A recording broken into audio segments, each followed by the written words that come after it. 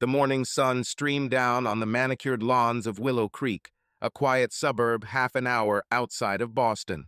The air was filled with the faint scent of lilac blossoms and freshly mown grass, and the streets, lined with tall oak trees, looked like they were cut out of a postcard of the American dream. The white picket fences, the colonial homes with wide porches, the children riding their bikes carefree, it all created a sense of perfect harmony. Willow Creek was a place where life flowed smoothly, predictably, like a melody that everyone knew by heart. And at the heart of this idyllic world lived Michael and Sarah Thompson, a couple whose lives, on the surface, were the epitome of perfection.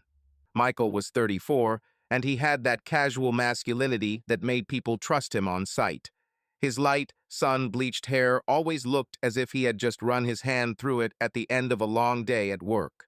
His blue eyes, sharp but kind, concealed the depths of a man who thought a lot but said little.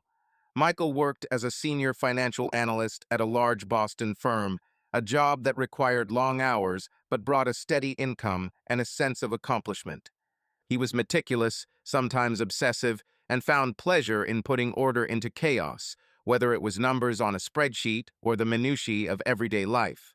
Michael loved order, predictability, and security, and those were the qualities that had attracted Sarah when they first met at a mutual friend's dinner 5 years earlier. He was an anchor, a reliable support that kept her impulses in balance. Sarah, 32, was his opposite, vivacious, like sparks flying from a campfire. Her chestnut brown hair fell in soft waves past her shoulders, and her green eyes sparkled with curiosity and a hint of mischief. Sarah worked as a freelance interior designer, and her projects reflected her personality. Bold color schemes, eclectic furniture, and spaces that oozed personality. She had a rare gift for making people feel special. Her warmth and wit were magnetic. But beneath that confident exterior was a subtle unease, a quiet desire for something more than the staid life of suburbia. Sarah loved Michael deeply, but sometimes, looking at their perfect home, she wondered if it was too much like one of her designs, beautiful but carefully planned. Michael and Sarah had been married just 6 months before. Their wedding, small but elegant, had taken place in a vineyard on Cape Cod. The photographs from that day, now adorning the living room fireplace, captured laughter, the clinking of glasses, and vows that seemed eternal. Their home, a two-story colonial with blue shutters, was their pride and joy. The garden, Sarah's brainchild, was filled with roses and hydrangeas, and the kitchen, recently renovated to her designs, gleamed with white cabinets and a massive farmhouse sink. To their neighbors, they were a golden couple, the kind of couple who seemed destined to live a long and happy life. But perfection, Sarah began to suspect, was as fragile as glass. The morning when everything began to change was a Saturday in early June. The sky was a perfect blue and the air was warm, with just a hint of summer. Sarah stood by the kitchen window, holding a mug of coffee and looking out over the garden. She was dressed in a light linen robe, her hair pulled back into a loose bun. Michael, now in his usual uniform of rolled-up shirt and jeans, sat at the kitchen table, scrolling through the news on his tablet. "Did you see what they wrote about this new startup in Boston?" Michael said, not taking his eyes off the screen. "Some guy started a green investment platform. They say it could change the market." Sarah turned, a smile tugging at the corner of her lips. "Green investments? Does that mean everyone's going to invest in solar panels and wind turbines now?" "Well, not exactly." Michael looked up, his eyes narrowing slightly, as they always did when he was trying to explain something complex. "It's more about companies being able to track their carbon footprint. Investors now want to know that their money isn't going to something that's going to destroy the planet. Smart, if you think about it." "Clever, but boring." Sarah rolled her eyes playfully and took a sip of coffee. "You always find something fascinating in these numbers, huh?"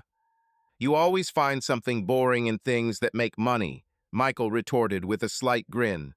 "Maybe you should try decorating an office for a startup. Bring your chaos there."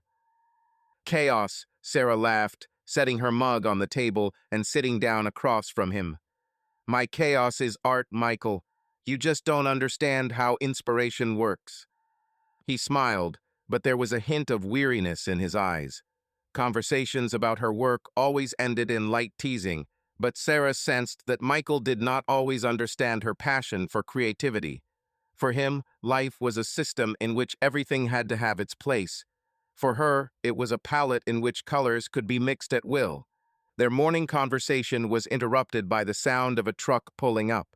Sarah looked out the window and saw a large van with a sign "Moving" pull up to the house across the street. House number 17, empty for the past 3 months, finally had a new owner. "Looks like we have a new neighbor," Sarah said, squinting to see what was going on. "I wonder who it is." Michael put the tablet down and walked over to the window, standing next to her. "I hope he's not another one of those loud music fans at night. Remember those students who lived there 2 years ago?" Sarah snorted. "Oh, those guys with their parties.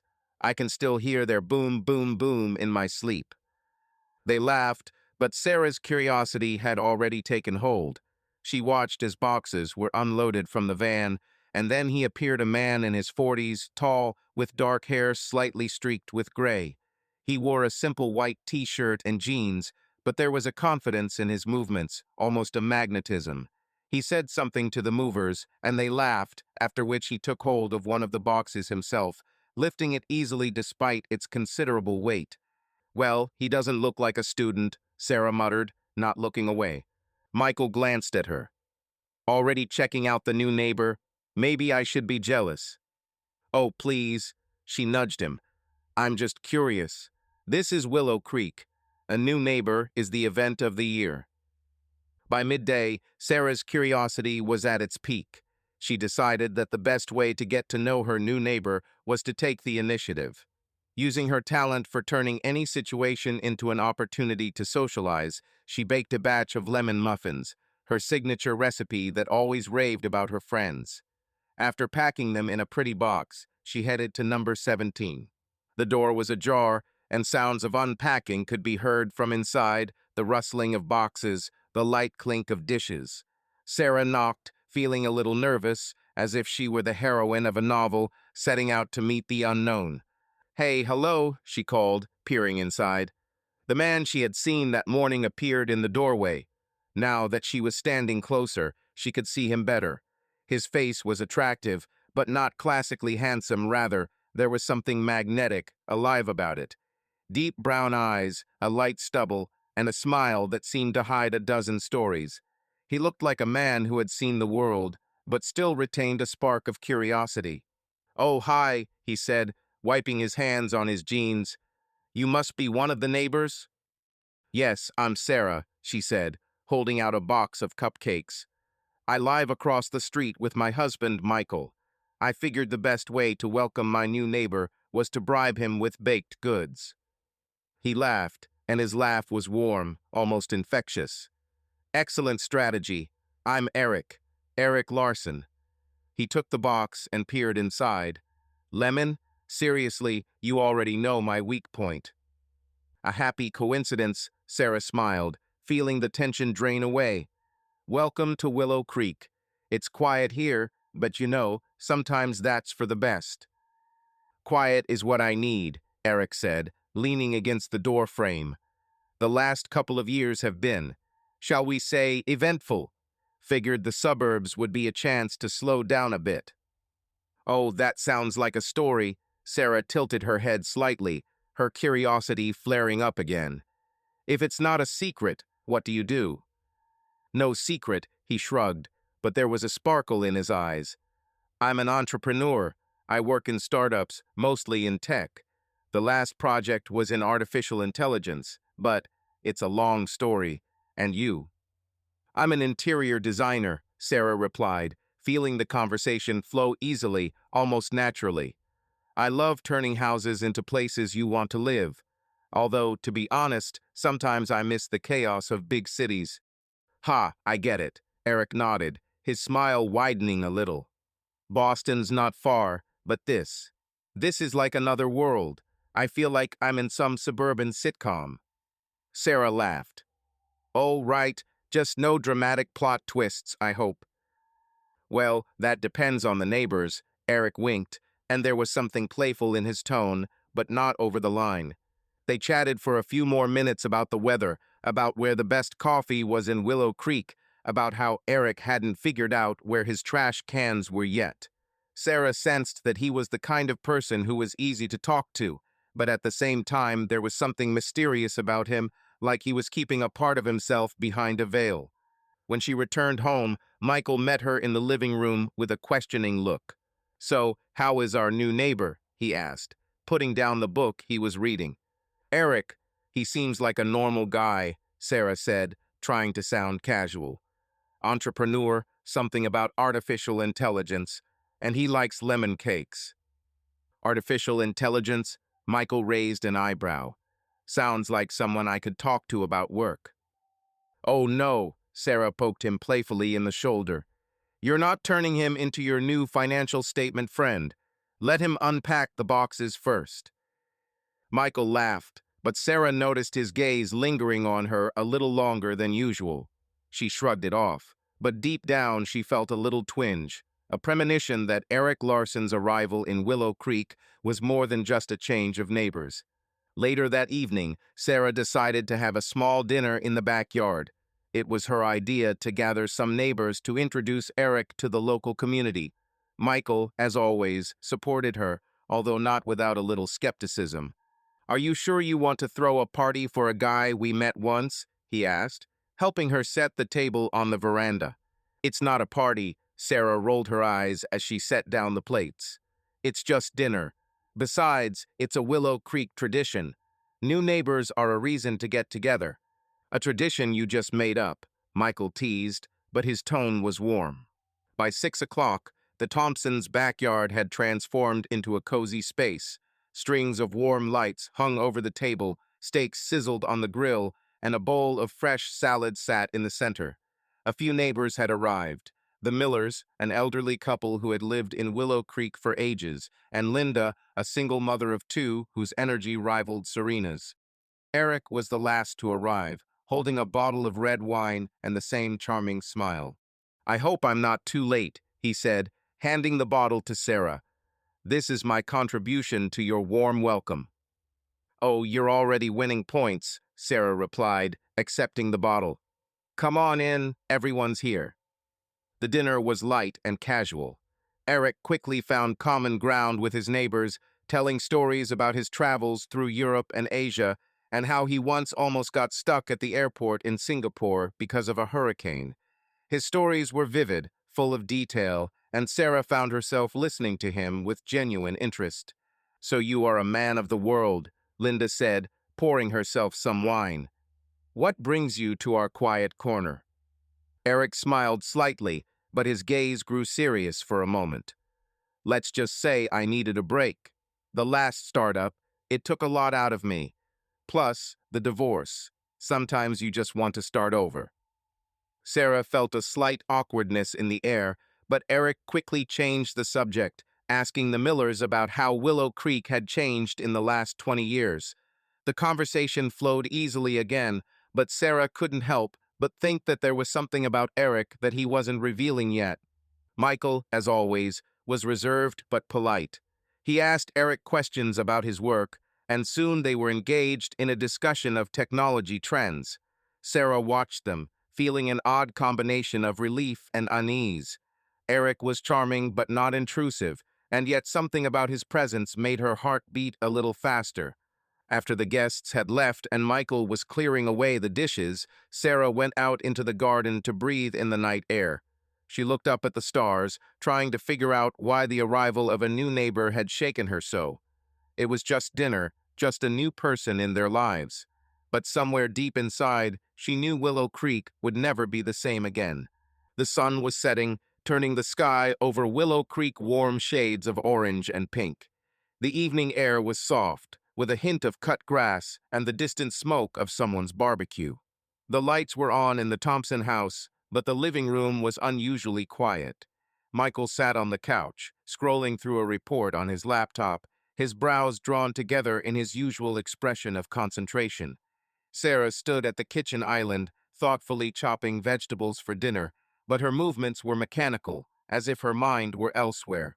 Something had changed in their house in recent weeks, as if someone had turned the lens slightly, causing the previously clear picture to become blurry at the edges. Michael, lost in his numbers, didn't immediately notice how often Sarah lingered in front of the mirror. In the morning, before leaving the house, she spent a long time choosing outfits, putting on light makeup even for a trip to the local coffee shop. Her lips, lightly tinted with pink lipstick, seemed brighter than usual, and there was something new in her eyes, a sparkle Michael hadn't seen in a long time. He noticed the way she smiled at her phone, the way her fingers quickly ran across the screen, sending messages. He attributed it to her work. Sarah was always engrossed in her projects, and perhaps she was simply texting a client or scrolling through ideas for a new design. But somewhere deep inside, Michael was growing a feeling he couldn't quite bring himself to name. Sarah, for her part, felt as if she were on the brink of an abyss. She loved their life, the house, the garden, the cozy evenings with Michael, but in recent months, the routine had begun to weigh on her. She loved Michael, his reliability, his calm, but the romance that had once sparkled between them seemed faded, like an old photograph. Their conversations grew shorter, the silences longer. They argued over trivial matters: who had forgotten to buy milk, why the dishwasher was broken again, why Sarah had left her sketches on the dining room table. These quarrels were small but sharp, like splinters that would never come out. Friday evening began as usual.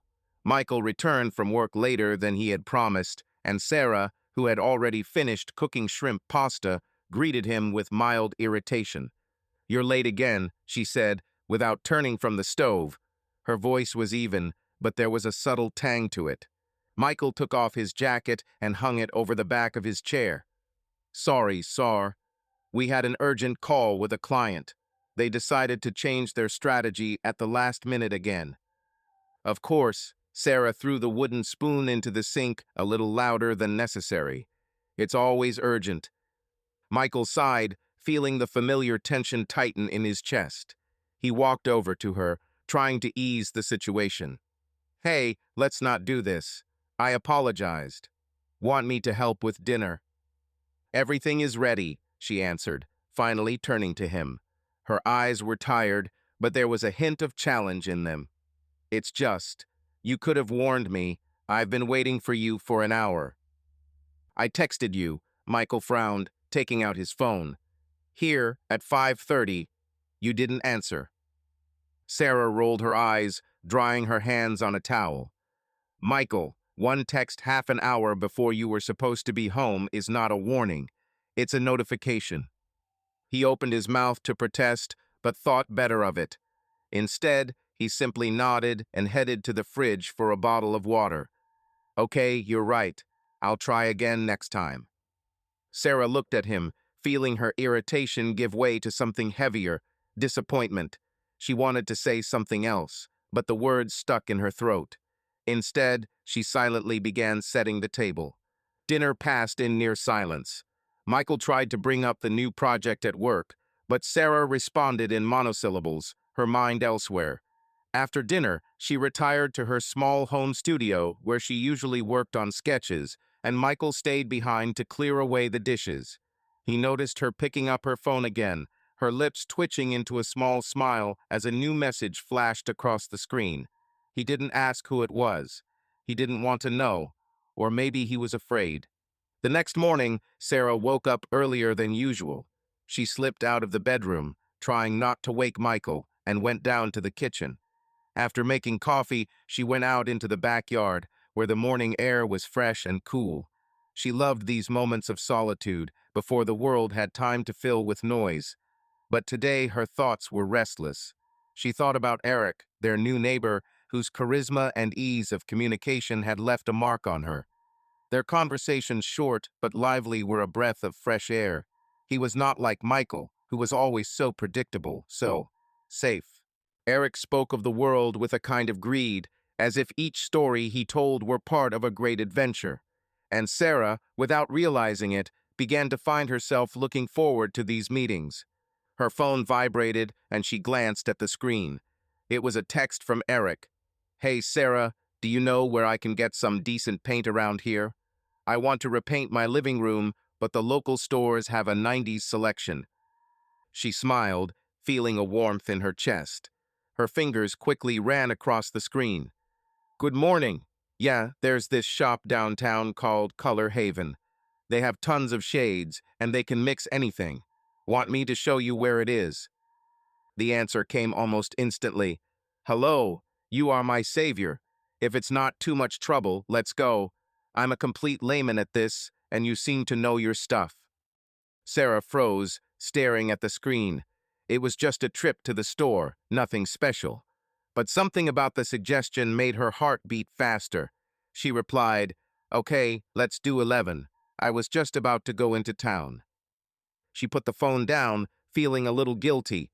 She hadn't done anything wrong, but the thought of telling Michael somehow made her uncomfortable. It's just helping a neighbor, she told herself as she walked back into the house. Michael woke up around 10, his head heavy.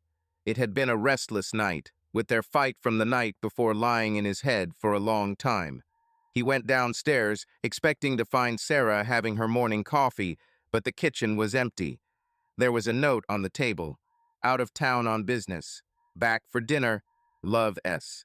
He read the note twice, trying to figure out why it seemed so cold. Business was too vague. Sarah was always specific, a lover of detail. He dismissed the thought, deciding that he was simply overthinking it.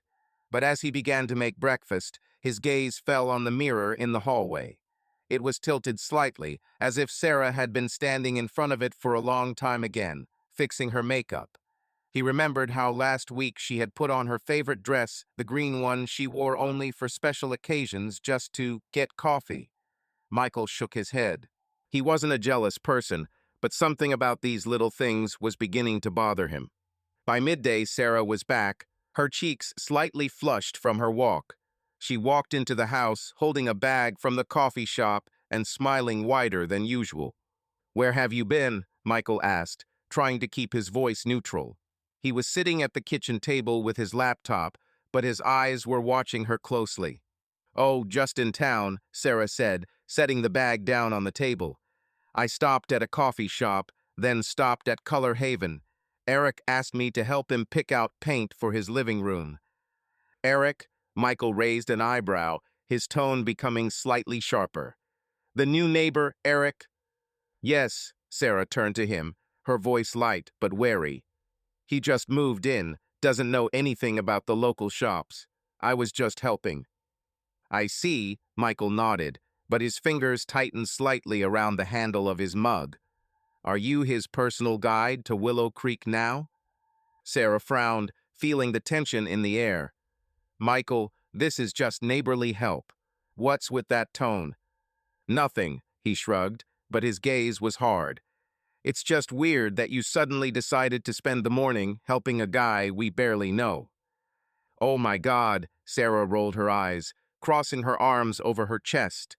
"It's called being friendly. You could try that too, you know." "I'm friendly," Michael countered, his voice growing louder, "but I don't go shopping with every new neighbor who shows up on the street." Sarah opened her mouth to respond, but stopped. She felt anger boiling inside her, but underneath it was something else, a guilt she didn't want to acknowledge. Instead of arguing further, she simply shook her head and walked out of the kitchen, leaving Michael alone. The rest of the day passed in a cold silence. Michael retreated to his office, immersed in his work, and Sarah locked herself in the studio, where she tried to concentrate on a new project for a client. But her thoughts kept returning to her morning walk with Eric.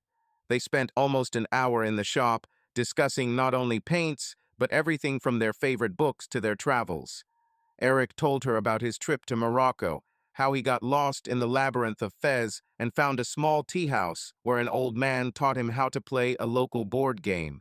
His stories were vivid, full of color, and Sarah found herself laughing louder than usual. She knew nothing was going on. It was just conversation, just friendly chatting.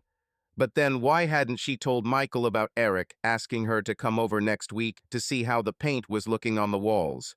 Why had she remained silent when he asked where she'd been? By evening, the tension between them had reached its peak. They sat in the living room, pretending to watch television, but neither of them was following the story.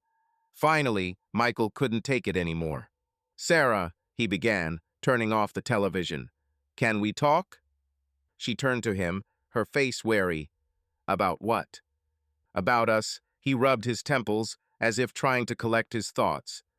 "I know that lately everything is wrong. We fight over nonsense. You're always somewhere else.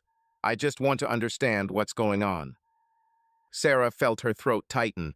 She wanted to say that nothing was happening, that it was just stress, just routine. But the words stuck. Instead, she said, "Maybe it's you. You come home with your nose in your reports, and we barely talk. When was the last time we did something together, just for us?" Michael looked at her, his eyes full of pain. "I'm trying, Sarah. I'm working so we can have this life, the house, the garden, everything you wanted. But you feel like you're somewhere else. And you don't seem to notice that I need more than just a home," she blurted, her voice shaking. "I need us, Michael. Not just routine, not just stability. I need you to look at me the way you used to." He opened his mouth, but found no words. Instead, he simply nodded, his face turning stony. "Okay, I heard." Sarah felt tears welling up in her eyes, but she held them in. She didn't want to cry, didn't want it to look like she was losing. Instead, she stood up and went upstairs, leaving Michael sitting alone. The next morning, Sarah decided to take her mind off things. She arranged to meet Linda, a neighbor, at a local coffee shop. Linda was a fiery woman who always spoke her mind. They sat at a table by the window, sipping lattes, and Sarah couldn't help but tell him about her fight with Michael. "You know," Linda said, leaning back in her chair, "marriage is like a garden. If you don't water it, it withers. You and Michael, you just forgot how to water each other." "Easy to say," Sarah sighed, twirling her spoon in her hands. "But how can I fix it when he's not even trying? He's all about his work, his numbers, and I just want to feel alive." Linda's eyes narrowed, her gaze sharp. "And this Eric, he makes you feel alive, huh?" Sarah froze, her cheeks flushing slightly. "What do you mean?" "Oh, come on, Sarah," Linda chuckled. "I'm not blind. You were glowing when you told me about going with him to buy paint. I'm not saying you're doing anything bad, but be careful. Things like that can make life difficult." Sarah wanted to protest, but Linda's words hit the nail on the head. She felt her heart tighten with a mixture of shame and excitement. Eric was just a neighbor, just a new person in their lives. But then why did she think about him more often than she should? Meanwhile, Michael sat in his office in downtown Boston, staring at his computer screen but not seeing the numbers. His mind was on Sarah. He knew their marriage wasn't perfect, but he'd always believed they could make it work. He loved her, he loved their life. But now he could see the cracks small but deep. And what scared him most was that he didn't know how to fix them. He remembered the way Sarah had looked at Eric during that dinner in the backyard. Her laugh had been louder than usual, her eyes brighter. Michael wasn't stupid. He'd seen the way Eric had spoken to her, the way he'd leaned in a little closer than necessary, the way his smile had lingered a little longer. And now that Sarah had started spending time with him, Michael felt something inside him tighten. He decided it was time for a change.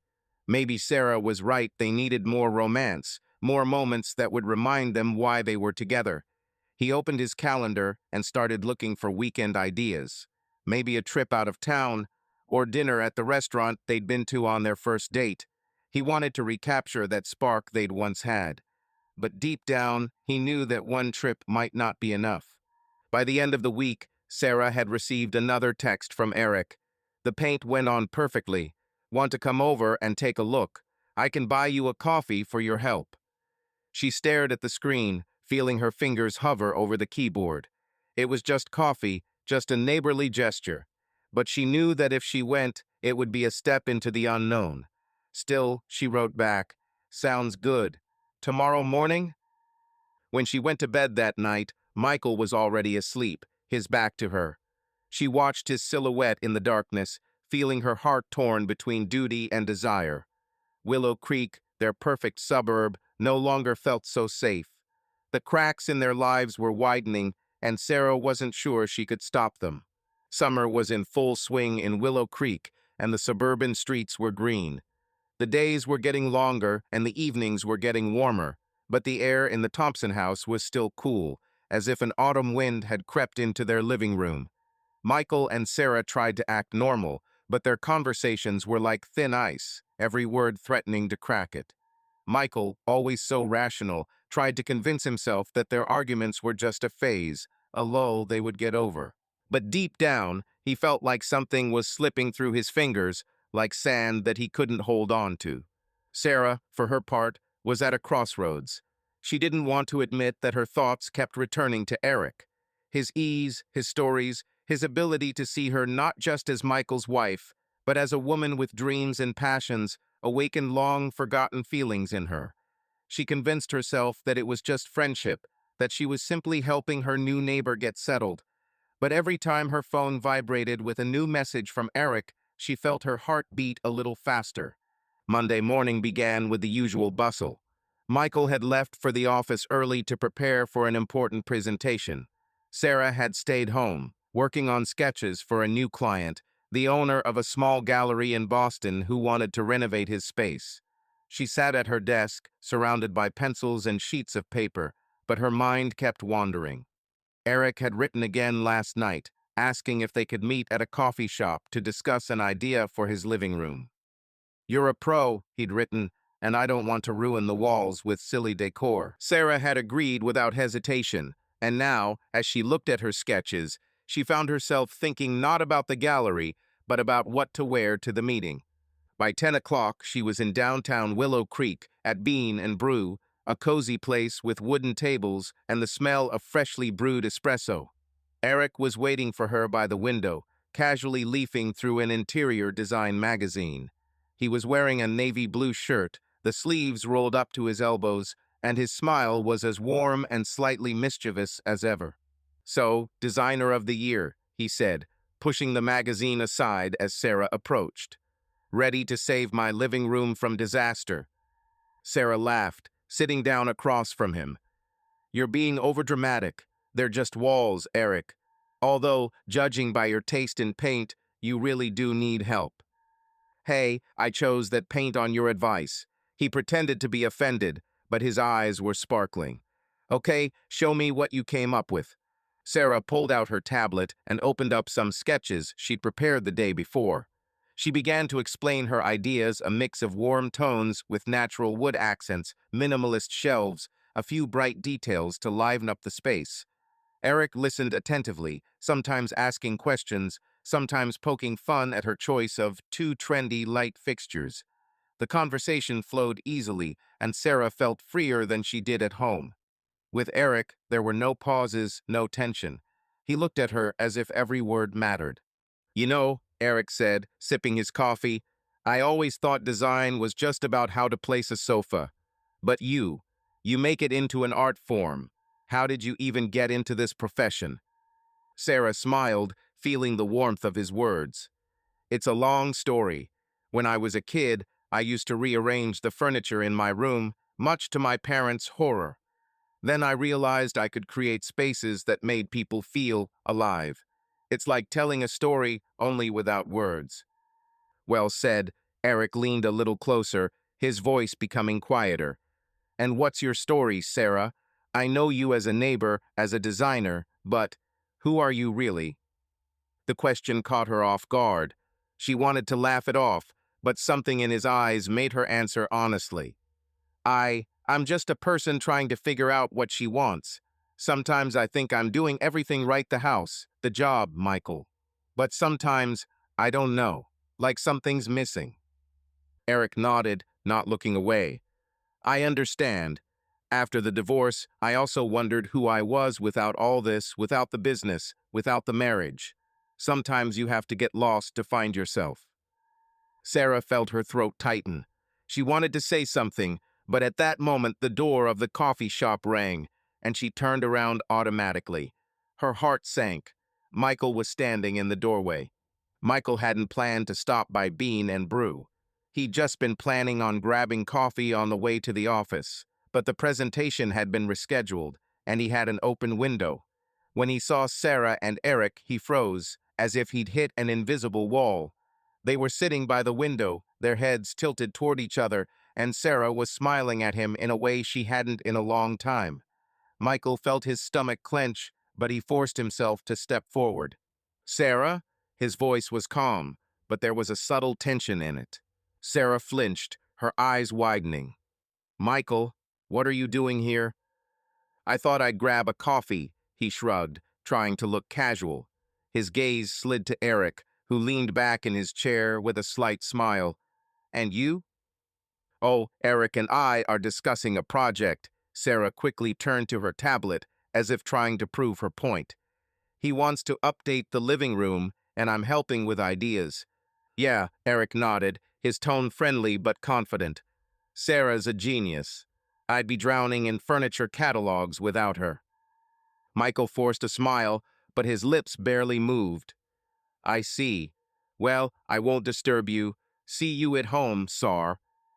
"Of course," she replied, feeling her cheeks burn. "I'll be there for dinner."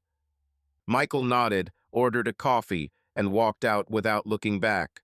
But every step out of the coffee shop felt heavy, like he was carrying an invisible weight on his shoulders. He saw the way Sarah looked at Eric, the way her eyes lit up. This didn't feel like a normal work meeting, or was he just overreacting? He hated this feeling, a mix of doubt and fear that made him feel weak, petty. He didn't want to be the husband who threw jealous tantrums, but something inside him screamed that he was losing control. Sarah returned home at about 2 o'clock, her spirits high, but her anxiety lurking beneath. Meeting Michael at the coffee shop had thrown her off balance. She knew she had done nothing wrong, but the look in his eyes, his tone. She felt guilty, though she couldn't figure out why. Michael was in the living room when she walked in. He was sitting on the sofa, holding a book in his hands, but his eyes were glued to her. "Is it a good project?" he asked, his voice even but cold. Sarah sighed, setting her bag down on the table. "Yeah, it's nice." Eric wanted something modern but cozy. We discussed textures, lighting, nothing too fancy. "Nothing special," Michael repeated, closing the book. "But it looked like you were best friends." "Oh my God, Michael," Sarah rolled her eyes, but her voice was shaking. "It was a work meeting. Are you seriously going to interrogate me because I had coffee with my neighbor?" "I'm not interrogating you." He stood up, his movements jerky. "But I'm not blind, Sarah. You sat there, laughing like I didn't even exist." Sarah felt anger boiling inside her. "Maybe because I've forgotten what it's like to laugh with you. You come home with your nose in your reports, and we barely talk. And Eric, he's just someone you can talk to, okay?" "Just talk?" Michael stepped closer, his eyes narrowing. "Then why didn't you tell me you were going to the coffee shop with him? Why did I have to run into you to find out what you were doing?" "Because it's none of your business," Sarah blurted, her voice growing louder. "I don't have to account for every minute of my life. I helped my neighbor, that's all." Michael looked at her, his face tense. He wanted to say something else, but the words were stuck. Instead, he simply shook his head and walked out of the room, leaving Sarah standing in the middle of the living room, feeling her heart pounding. The rest of the day passed in heavy silence. Sarah retreated to her studio, trying to distract herself with work, but her thoughts kept returning to Michael. She hated herself for snapping, but at the same time she was angry at him for suspecting her. She hadn't done anything wrong, but why did she feel like she'd been caught doing something? Michael sat in his office, trying to concentrate on his work, but the numbers on the screen were blurring. He thought back to the first months with Sarah, how they could talk for hours, how her laughter filled his life with light. Now that light was fading, and he didn't know how to get it back. He thought about Eric, the way he looked at Sarah, and the way she looked back at him. Michael didn't want to be a jealous husband, but doubt gnawed at him inside. What if he was losing her? What if he already had? By evening, he decided to try to establish contact. He found Sarah in the garden, where she was pruning roses. Her movements were sharp, almost angry. "Sar," he began, his voice softer than it had been this morning. "I don't want us to fight. I just..." I saw the way you looked at him, and I'm scared." Sarah froze, pruning shears in hand. She turned to him, her eyes full of a mixture of pain and anger. "Michael, I don't do anything to make you afraid. But you make me feel like I have to justify every move I make. It's not fair." "I know," he sighed, running a hand through his hair. "I don't want to control you. I just want us to be like before. For you to smile at me the way you smiled at him." Sarah felt her throat tighten. She wanted to say that she still loved him, that Eric was just a neighbor, just a distraction. But the words stuck. Instead, she just nodded. "I want that too, but we need to work on it together." Michael nodded, but his eyes were full of doubt. He extended his hand, and Sarah took it, but their touch was cold, as if an invisible wall had grown between them. The next day, Sarah received another text from Eric. "The living room is starting to come alive. Want to come over tonight? I have a bottle of wine that needs company." She stared at the screen, feeling her heart beat faster. She knew she should say no, but something inside her tugged at her yes. She wrote, "Sounds tempting, but I'm busy today. Maybe another time." She put the phone down, feeling her cheeks heat up. She didn't want to cross the line, but the line was already blurry. The road home to her life with Michael was getting longer, and Sarah wasn't sure if she'd find her way back. Tuesday morning in Willow Creek was deceptively calm. A light mist hung over the lawns, and birds chirped to welcome the day. Inside the Thompson house, however, the silence was different, heavy, almost tangible. Michael and Sarah moved around the house like dancers, trying not to step on each other's toes. Their conversations centered on the mundane: who would pick up the package, whose turn it was to take out the trash. But behind those words was a chasm that grew wider with each passing day. Michael tried to hold on. After their last argument in the garden, he had decided to give Sarah space, hoping it would help them both. He didn't want to be the one pushing, the one demanding an explanation. But every time he saw Sarah smiling at her phone or walking out of the house with a casual, "I'll be back later," his heart sank. He felt like he was on the edge of a cliff, not knowing how to hold on. Sarah, for her part, was confused. She convinced herself that her interactions with Eric were just friendship, just a way to escape the routine. But every look he gave her, every word he said, left a mark on her, as if someone was drawing invisible patterns on her soul. She didn't want to betray Michael, but she couldn't deny that with Eric she felt alive, needed, and visible. And this feeling was dangerous, like a fire that she got too close to. Everything changed on Tuesday night. Michael came home earlier than usual, deciding to surprise Sarah. He bought a bottle of her favorite Chardonnay and ordered food from the Italian restaurant where they had their first date. He wanted to remind her of the simpler times when they could talk until midnight, laughing at silly things. But when he walked into the house, Sarah had already left. There was a note on the kitchen table: "At Linda's, back by 9. Michael frowned at the clock. It was only 6. He had figured he had time to fix dinner, but something about the note, its brevity, its coldness, made his heart skip a beat. He pushed the feeling away, but it remained, like a shadow following him. As he was setting the food on the table, his gaze fell on Sarah's phone, lying on the windowsill. She often forgot it at home, especially if she was in a hurry. Michael never checked her phone; it was against his principles. He trusted her, always had. But today, something had pushed him. Maybe it was the look in her eyes in the coffee shop when he'd caught her with Eric. Maybe it was her evasive answers. He picked up the phone, feeling his fingers tremble. The screen lit up, and Michael saw a notification for a photo gallery. He knew the password. Sarah had never changed it since they started dating. He hesitated for a second, but curiosity, mixed with pain, won out. He opened the gallery and began scrolling.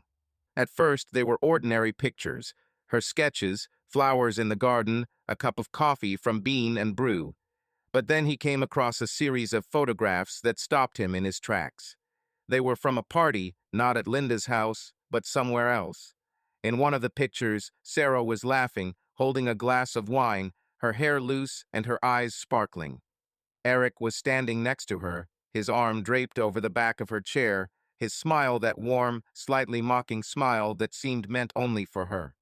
There were other people in the background, but Michael didn't recognize them. It wasn't Linda or their neighbors. It was something Sarah hadn't told him.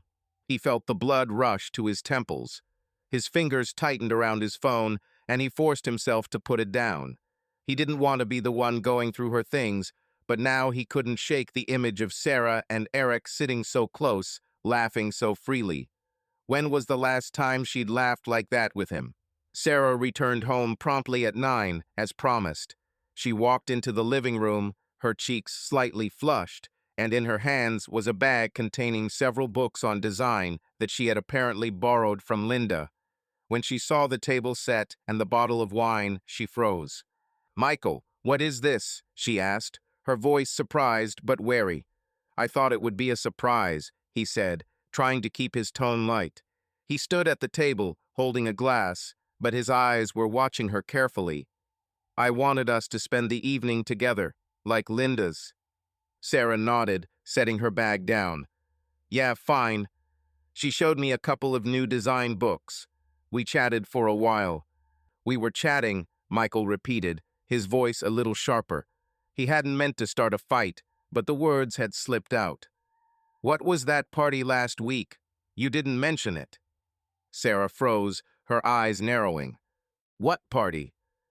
"I saw the picture on your phone," he said, his voice shaking. "You with Eric, with wine, at some party. You didn't tell me anything."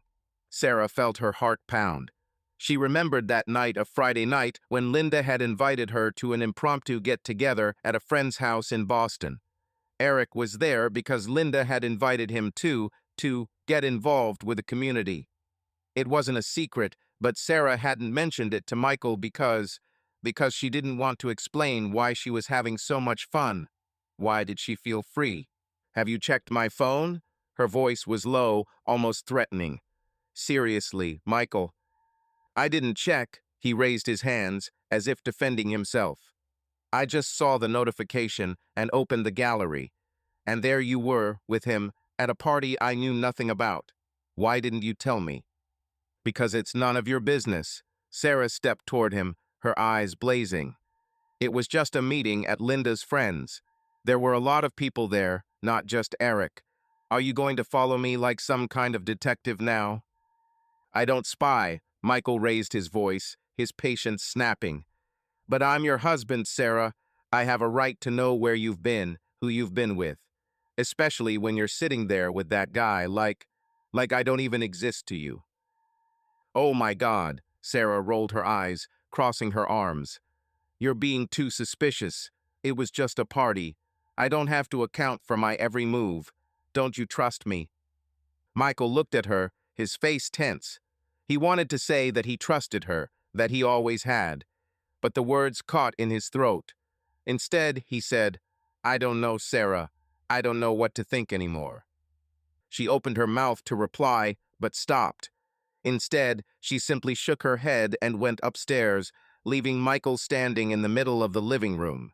He looked at the laid table, at the bottle of wine that remained unopened, and for the first time in their marriage, he felt like a stranger in his own home. The rest of the evening passed in oppressive silence.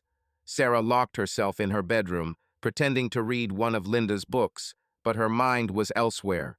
She was angry at Michael for going through her phone for his suspicions. But deep down, she knew he was right. She hadn't told him about the party because she didn't want him to see how happy she was at that moment.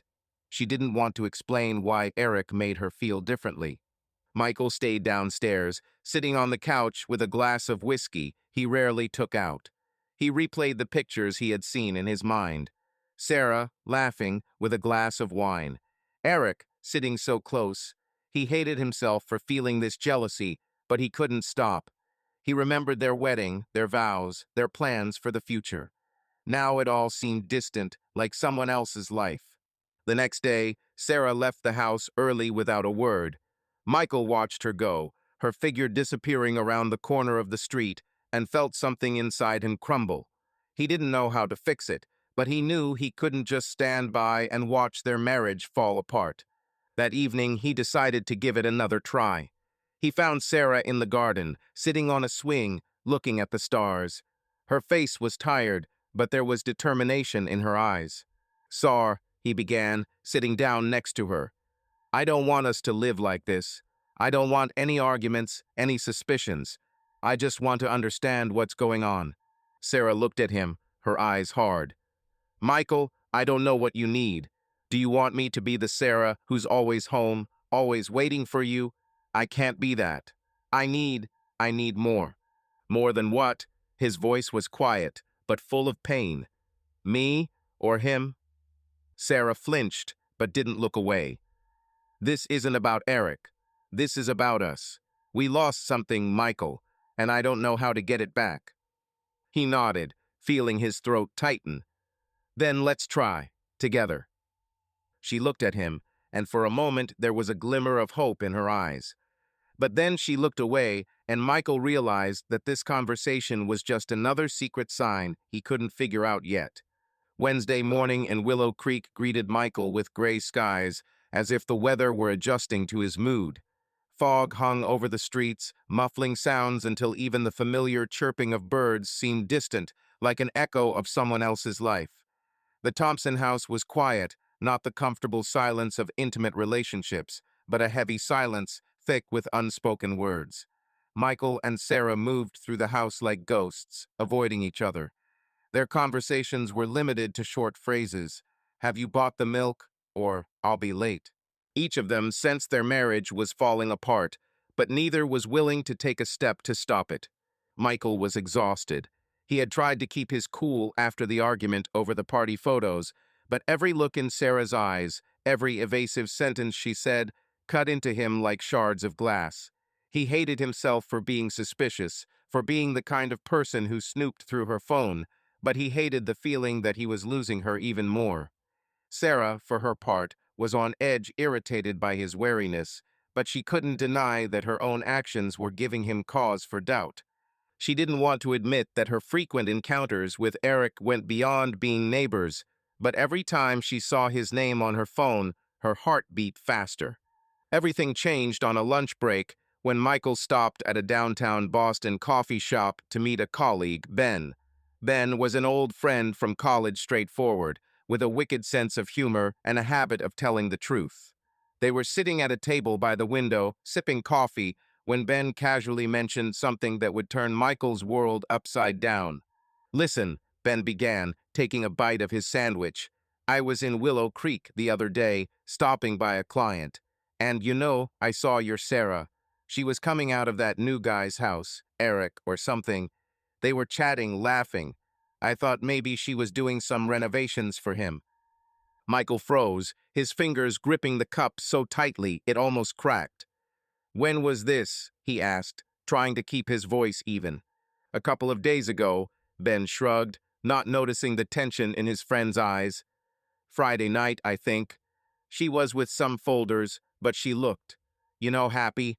I figured she was probably having a blast on her new project." Michael nodded, but his mind was spinning. Friday night. Sarah had said she was at Linda's, discussing books. But Ben had seen her at Eric's. Not for the first time, judging by his tone. Michael felt anger welling up inside him, not the kind that screamed, but the cold, heavy kind that was like lead. He forced a smile, changed the subject, but the rest of dinner was a blur. Ben's words echoed in his head, leaving Eric's house, laughing, happy. When he got back to the office, he couldn't concentrate. The numbers on his computer screen were blurring, and his thoughts kept returning to Sarah. He remembered her smile in those photos, her evasive answers, her frequent absences on business. He knew he should talk to her, but the thought of another argument made him sick. He didn't want to be the husband who made a scene, who yelled and demanded explanations. But the silence was killing him. By evening, Michael had made a decision he never would have considered. Instead of going home, he booked a room at a hotel in downtown Boston. It was a small but cozy hotel overlooking the Charles River, a place he had once stayed on business trips. He told himself he needed time to think, to sort out his feelings. But deep down, he knew it was an escape from Sarah, from their home, from himself. As he walked into the room, threw his bag on the bed, and sat by the window, Looking out at the city lights, he felt his chest tighten. He was a man who had lost himself somewhere between work, family, and trying to hold on to something that might have already slipped away. He pulled out his phone and texted Sarah, "Going to work late, staying in town. See you tomorrow. Love." He stared at the last word, love, and wasn't sure if it was true. He loved her, but that love was now laced with pain. Sarah responded almost immediately, "Okay, take care." Her message was short, emotionless, and it only deepened his sense of loneliness. He put the phone down and poured himself a scotch from the minibar. Sitting in the dim light, he began to think about his life. When was the last time he had felt alive? Not just a husband, not just an analyst, but a man who knew what he wanted. His work had consumed him, his family had become his anchor, but somewhere along the way he had lost himself. He remembered how in college he had dreamed of traveling, writing, maybe even starting his own business. Now those dreams seemed foreign, as if they belonged to someone else. Meanwhile, Sarah was at home, but her mind was elsewhere. She sat in her studio, looking at the sketches she had prepared for Eric. It wasn't just a project, she had poured her heart into it, as if she wanted to prove to herself that she could still create something beautiful. But every time she thought of Eric, her heart sank. She knew she was crossing a line, but she couldn't stop. His messages, his glances, his ease, it was like a sip of water after a long drought. That evening, when she received Michael's text, she felt a pang of guilt. He was staying in town, and it was the first time in their marriage that he had. She knew it wasn't because of work. It was his silent retreat, his way of saying that he, too, felt their world crumbling. She wanted to call him, to tell him that she still loved him, that they could make it work. Instead, she wrote a short reply and retreated to the bedroom, where she lay staring at the ceiling until sleep claimed her. The next morning, Michael woke up with a heavy head. He had been up most of the night, going over everything that had gone wrong. He thought about Sarah, about Eric, about how their life, which had seemed so perfect, was as fragile as a house of cards. He decided he wouldn't make a scene. He wouldn't yell, he wouldn't demand answers. But he also decided he couldn't just wait for it all to fall apart. He returned home at noon to find Sarah in the garden, pruning the hydrangeas, her movements slow, almost thoughtful. When she saw him, she straightened, her eyes wary. "You're early," she said, her voice cautious. "How's work?" The meeting was rescheduled, Michael said, setting his bag down on the porch.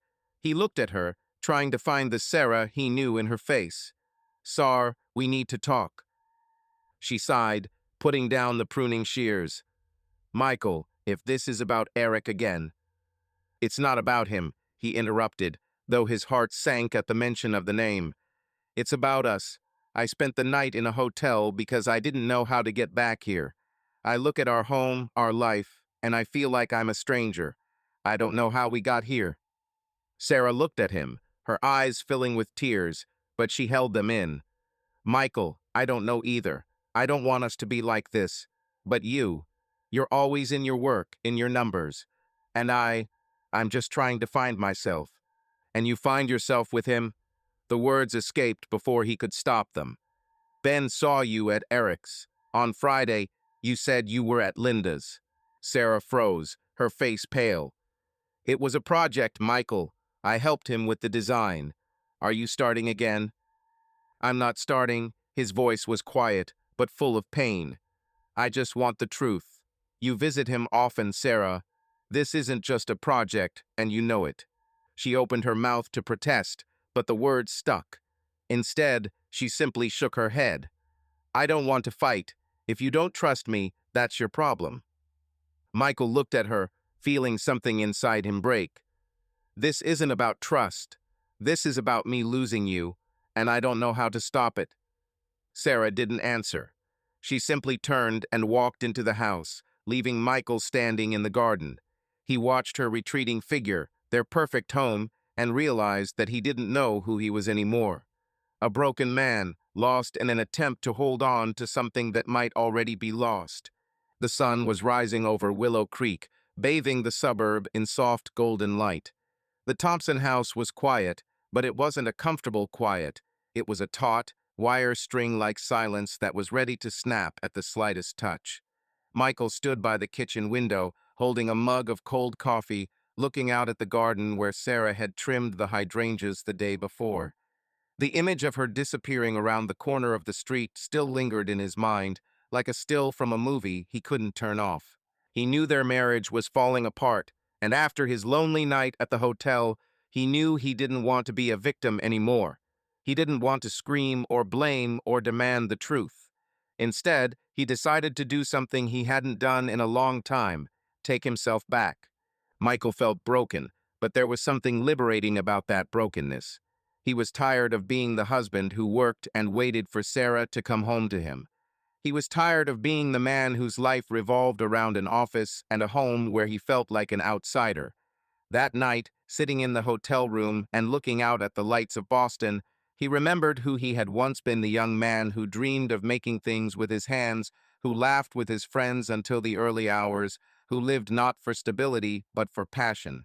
Somewhere in that perfect suburbia, he had lost Michael, but now he was determined to find him. The first step came in the morning, when, instead of his usual ritual of coffee and the news, he put on his sneakers and headed to the local gym. He hadn't been there in years. His only physical fitness was his morning runs, and even those had become rare. The Iron Pulse gym was small but modern, smelling of rubber and metal. Michael signed up for a trial class, and the trainer, a burly guy named Dan, enthusiastically showed him the equipment. "Haven't worked out in a while?" Dan asked, adjusting the barbell. Michael chuckled, wiping sweat from his forehead after his first approach. "You could say I'm more of a keyboard guy than a hardware guy, but it's time for a change." "That's the right decision," Dan clapped him on the shoulder. "It not only trains your muscles, but also clears your head. What brought you here?" Michael hesitated, unsure of how to respond. He didn't want to dump his personal drama on someone he barely knew. "I just wanted to feel alive." Dan nodded, as if he understood more than Michael had said. "Then let's start with the basics. Watch how to hold the barbell." The workout was hard, his muscles were burning, but Michael felt something inside him come alive. Every lift, every exhale was a protest against the version of himself that had allowed life to become routine. He left the gym with aching shoulders, but for the first time in a long time, a smile on his face. When Michael got home, he noticed that Sarah had already left. There was a note on the table: "Meeting with a client, back this evening." He felt a twinge of irritation, but quickly pushed it down. He wouldn't dwell on her actions any longer. Instead, he pulled out an old notebook he hadn't opened since college. It was filled with sketches of furniture chairs with curved backs, tables with carved legs, shelves that looked like works of art. He'd once dreamed of opening a studio, of making things that would live in people's homes and tell their stories.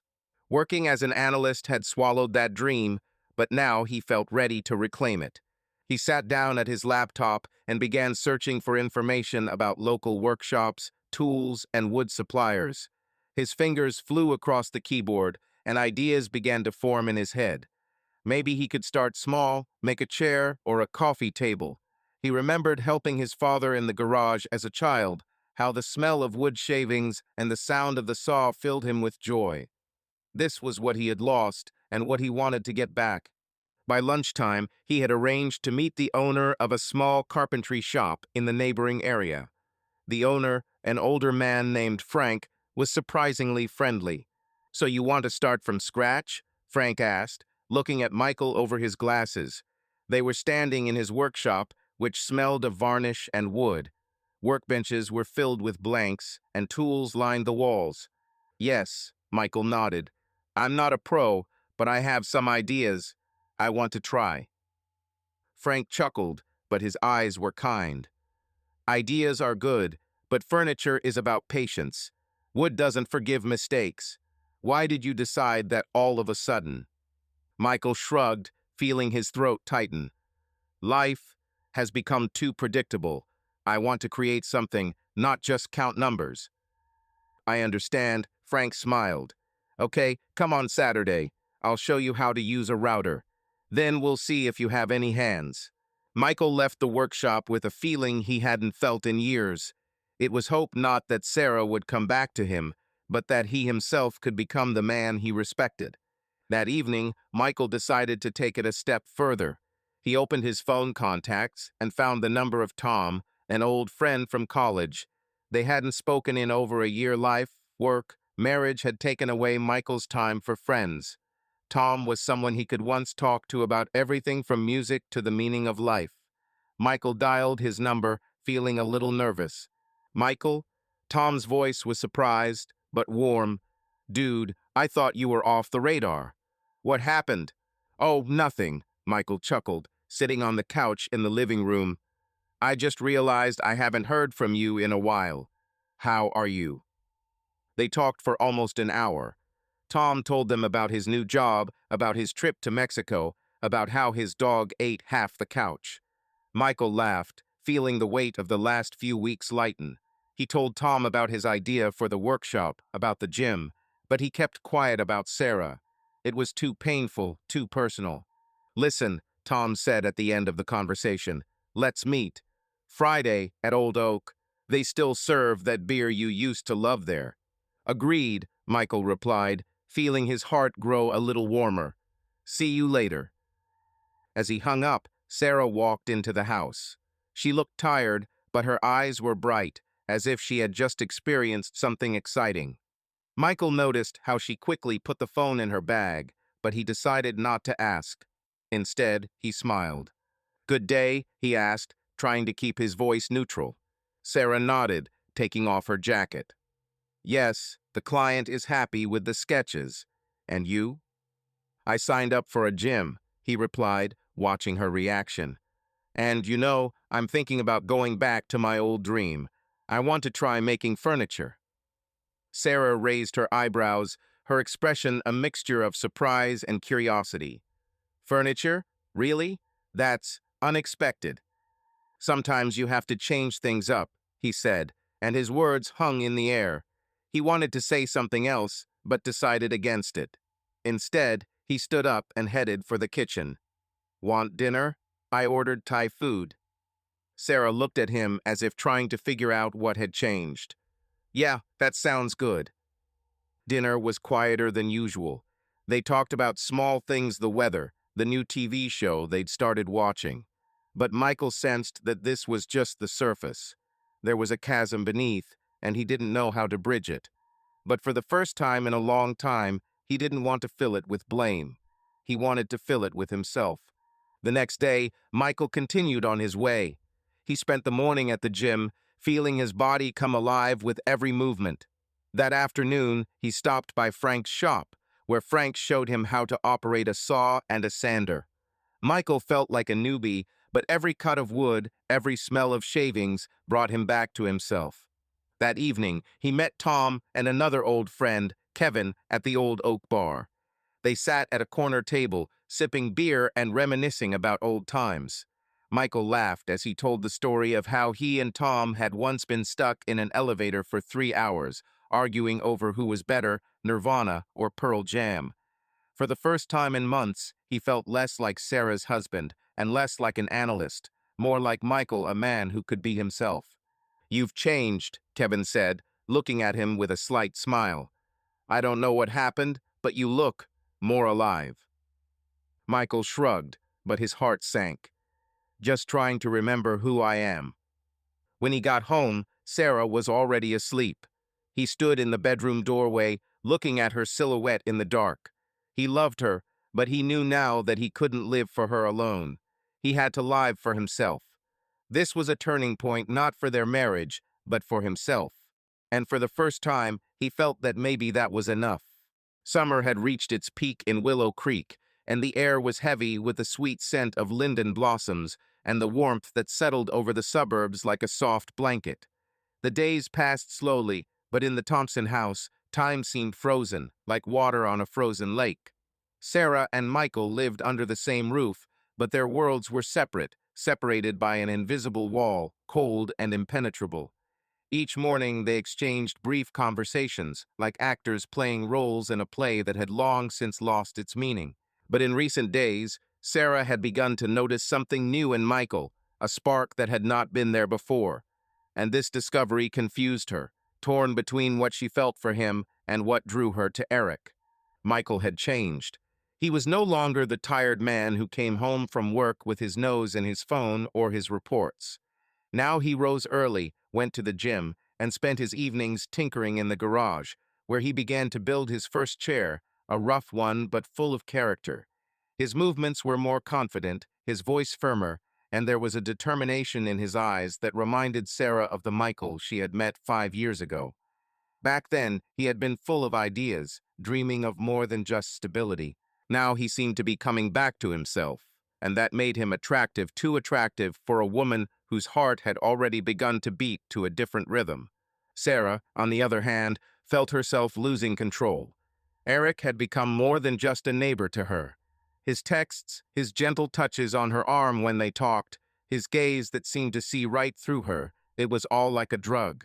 She knew she had gone too far, but every time she tried to pull away, he found a way to get her back with a joke, a story, an invitation to coffee. She told herself it was just a friendship, just a project, but deep down she knew she was lying, and the lie was eating away at her like rust. One evening, Sarah sat in her studio, flipping through sketches for a new project. Her phone was nearby, the screen flickering with new messages. Eric had written, "You should see what the living room looks like with the new light fixture. Come in and I'll buy you some wine." She felt her fingers tremble as she typed a reply. "Sounds great, but I'm busy. Maybe tomorrow?" She hit send, but her heart was pounding. She wanted to go, wanted to feel that lightness he made her feel again. But then Michael knocked on the studio door. "Sar, can I come in?" His voice was soft, but there was a new confidence in it. She quickly put the phone in the drawer, as if she was afraid he would see the screen. "Sure, come in." Michael walked in, holding a piece of wood, sanded to a shine. His shirt was slightly dusty and his hair was tousled, but he looked alive. "Look," he said, holding up the blank. "This is for the back of a chair. Frank says I'm making progress." Sarah smiled, feeling warmth in her chest. "That looks cool. You're really into this, huh?" "Yay," he nodded, his eyes shining. "You know, I forgot what it was like to create things with my hands. It's like I'm breathing again." She looked at him, and for a moment she wanted to run to him, to hug him, to tell him she missed the way they were. But there was a wall between them, and Sarah didn't know how to break it down. "That's great, Michael," she said quietly. "I'm happy for you." He looked at her, as if trying to find something more in her words. "And you? How are your projects?" "It's fine," she shrugged, trying to sound casual. "It's a lot of work, but I'm coping." Michael nodded, but his gaze lingered on her a little longer. "Sar, I want us to be closer. I know things have been hard lately, but I'm trying. Maybe we could spend a weekend together, without work, without anything, just us." Sarah felt her throat tighten. She wanted to say yes, wanted to believe they could fix this. But the image of Eric, his smile, his voice, floated into her mind, and she looked away. "Maybe," she said evasively. "Let's look at the plans." Michael nodded, but his face hardened a little. He walked out of the studio, leaving Sarah alone. She closed her eyes, feeling her heart break. Why couldn't she just say yes? Why couldn't she choose Michael? The next day, Sarah went to see Eric anyway. She told herself it was just to check out the design, that she just wanted to see what her ideas looked like in real life. But when she walked into his house, the smell of fresh paint and wood mingled with the aroma of the coffee he had brewed. Eric greeted her with the same warm smile that made her feel special every time. "Well, designer," he said, handing her the mug, "are you ready to appreciate my masterpiece?" Sarah laughed as she accepted her coffee. "If this is a masterpiece, then I have clearly overestimated my abilities." They walked into the living room, where the lamps she had chosen cast a soft light on the walls. The room looked exactly as she had imagined, cozy, modern, with a hint of character. Eric stood next to her, looking at her with admiration. "You're a genius, Sarah," he said, his voice low, almost intimate. "This room. It's like it's alive. Like you." She felt her cheeks heat up. "It's just my job, Eric." "No," he stepped closer, his gaze growing serious. "This isn't just a job. You put your heart into it. And I can see it in you." Sarah froze, her heart beating too fast. She knew she should back away, say something neutral, walk away. But instead she stayed, letting his words wash over her like a warm blanket. "Eric," she began, but her voice wavered. "I'm married." "I know," he nodded, but didn't look away. "But I also know you're not happy, and I can't pretend I don't care." She opened her mouth to protest, but the words didn't come. Instead, she just shook her head and walked out, feeling like her world was crumbling. She returned home, her hands shaking and her mind in chaos. She loved Michael, but Eric was like a magnet, pulling her towards him, and she couldn't resist. Meanwhile, Michael continued his transformation. He spent the morning at the gym, feeling his body grow stronger and his mind clearer. That afternoon, he stopped by Frank's workshop, where they began working on a new project, an oak coffee table. Frank looked at him with respect, noticing Michael's growing confidence with the tools. "You have talent," Frank said, wiping his hands with a rag. "If you keep this up, you can open your own workshop." Michael smiled, but his thoughts were with Sarah. He saw her looking at him, with surprise, with warmth, but also with distance.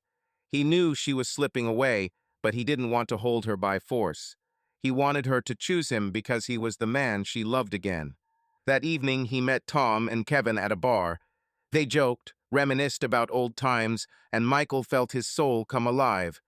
But when he returned home and saw Sarah sitting on the couch with a faraway look in her eyes, he realized that the wall between them had become even thicker. "Sar," he began, sitting down next to me, "I know you're busy, but maybe we could have dinner tomorrow, just us, like before." Sarah looked at him, pain flashing in her eyes. "Michael, I don't know. I have a lot of work to do." "Work," he repeated, his voice quiet but bitter. "Or Eric." She flinched, her eyes widening. "That's not fair." "Maybe it's not fair." He stood up, his face tense. "But I see how you change when you talk about him. I'm not blind, Sarah." She wanted to scream that he was wrong, that she still loved him. But the words stuck because she knew he was right. She was losing control, and that loss scared her more than she could admit. The sun was setting, painting the sky over Willow Creek in deep shades of crimson and gold. A gentle breeze rustled the leaves, and the air was filled with the scent of ripe apples from the neighbors' orchards. For Michael, this evening was supposed to be another step in his journey to reclaiming himself. After work, he stopped by Frank's shop, where they finished sanding a coffee table, his first real project. The wood was turning into something alive beneath his hands, and the sensation filled him with a quiet pride. He felt himself slowly, but surely returning to the Michael who had once dreamed of more than numbers and reports. But fate, as it often did, had other plans. Michael decided to take a walk through the park to clear his head before heading home. Willow Creek Park was small but cozy, with winding paths, old oak trees, and a small pond where ducks swam lazily in the shade of the willows. He walked along, breathing in the fresh air, when his gaze accidentally fell on a bench by the pond. There, in the soft light of the sunset, sat two people. Their silhouettes were familiar, too familiar. Sarah and Eric. They sat close, their heads almost touching. Eric was talking, his hand on the back of the bench, touching Sarah's shoulder. She was smiling, but it wasn't the smile Michael had seen at home, restrained, cautious. It was the smile of a woman who felt alive. And then, as if in slow motion, Eric leaned toward her, and their lips met. The kiss was brief, but tender, as if they had done it before. Michael froze. His heart seemed to stop, and then began pounding so hard his chest hurt. He wanted to go over, to shout, to break the moment, but his legs wouldn't obey him. Instead, he just watched his wife kiss another man, the world crumbling around him. He didn't feel anger, only a chill that spread from his chest to his fingertips. He turned and walked away, his steps quiet but determined. He didn't want to make a scene. He didn't want to be the one yelling and blaming. He just wanted to go. Sarah returned home an hour later, her cheeks slightly flushed and her eyes filled with a mixture of guilt and confusion. She noticed nothing unusual when she walked into the living room, where Michael was sitting on the couch, staring into space. There was a bottle of whiskey on the table, but he wasn't drinking. The glass was empty. His face was calm, too calm, and it scared Sarah more than if he had been screaming. "Michael," she called, putting her bag on the floor. "Are you okay?" He looked up, and his eyes were empty, as if he were looking right through her. "I saw you," he said quietly, his voice flat, almost lifeless. "In the park, with Eric." Sarah felt the blood drain from her face. Her throat tightened, and she opened her mouth to speak, but no words came. "Michael, she began, but he raised his hand, stopping her. "Don't," he said, his voice cold as ice. "I don't want explanations. I don't want fights. I just want this to end. I want a divorce." Sarah froze, her eyes wide. She had expected screams, accusations, tears, anything but this. His calm was a blow from which she could not recover. "Divorce?" she asked, her voice shaking. "Are you serious?" "Yes," he nodded, looking her straight in the eye. "I'm tired, Sarah. Tired of pretending everything is okay. Tired of feeling like a stranger in my own life. You made your choice, and I'm not going to fight it." "Michael, wait." She stepped toward him, her hands shaking. "It's not what you think. It was just a moment. I didn't mean to." "You didn't want to," he cut her off, his voice a little sharper but still eerily calm. "You kissed him, Sarah. You lied to me, went to him, laughed with him while I tried to hold us together. This isn't a moment. This is a choice." Sarah felt the tears sting her eyes, but she held them back. "I didn't mean for things to turn out this way," she said, her voice almost a whisper. "I love you, Michael. I've always loved you, but I'm lost. I don't know how to explain it." "Then don't explain." He stood up, his movements slow but determined. "I don't want to hear you make excuses. I saw the way you looked at him.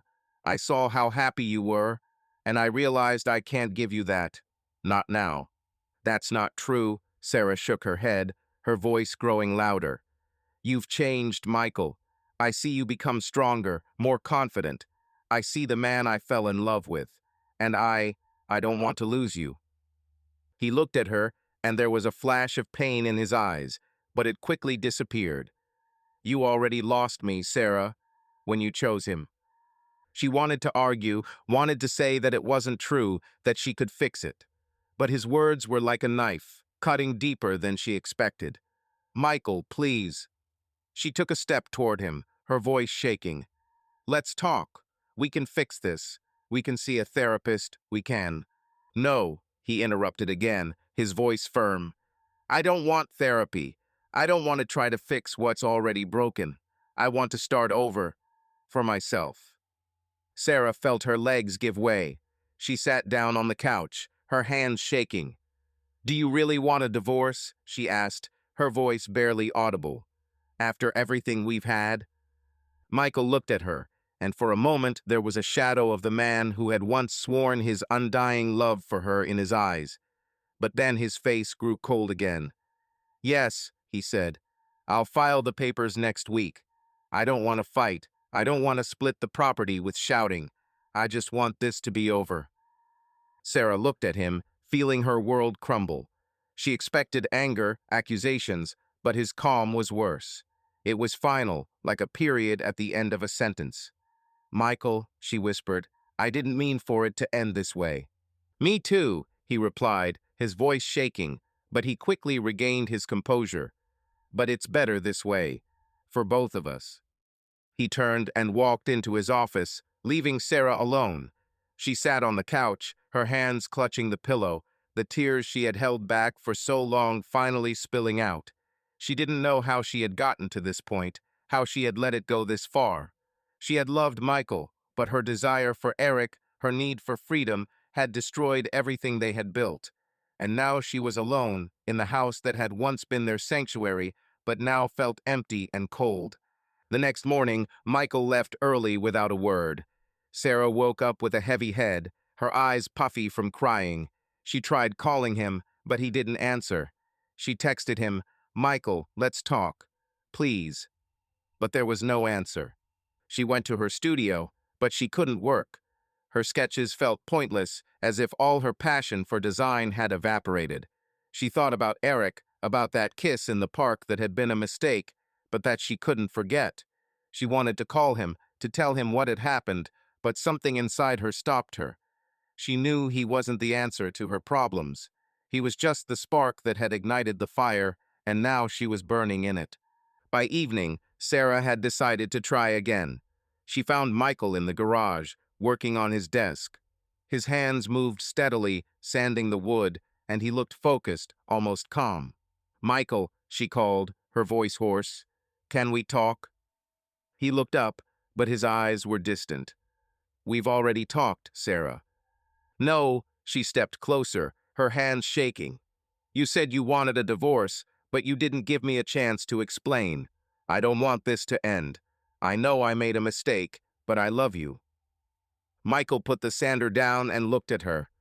"Sarah, I loved you too, but I can't live with someone who looks at someone else the way you looked at him. I can't be the second choice."